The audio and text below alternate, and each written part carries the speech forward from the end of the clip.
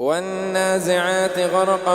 والناشطات نشطا والسابحات سبحا فالسابقات سبقا فالمدبرات أمرا يوم ترجف الراجفة تتبعها الرادفة قلوب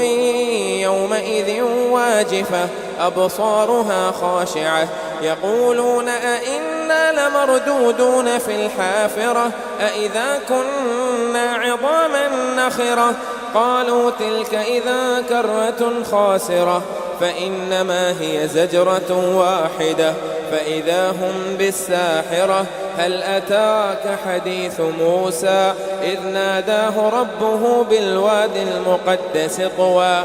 اذهب إلى فرعون إنه طغى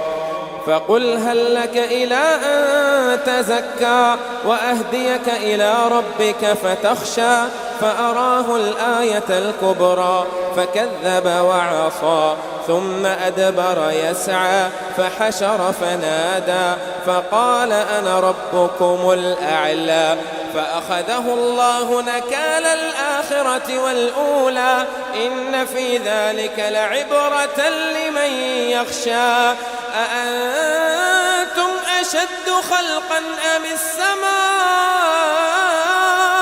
بناها رفع سمكها فسواها وأغطش ليلها وأخرج دحاها والأرض بعد ذلك دحاها أخرج منها ماءها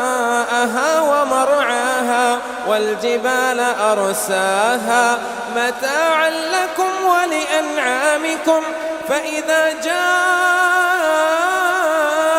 الطامة الكبرى يوم يتذكر الإنسان ما سعى وبرزت الجحيم لمن يرى فأما من طغى وآثر الحياة الدنيا فإن الجحيم هي المأوى وأما من خاف مقام ربه ونهى النفس عن الهوى فإن الجنة هي المأوى يسألونك عن الساعة أيان مرساها فيما أنت من ذكراها إلى ربك منتهاها إنما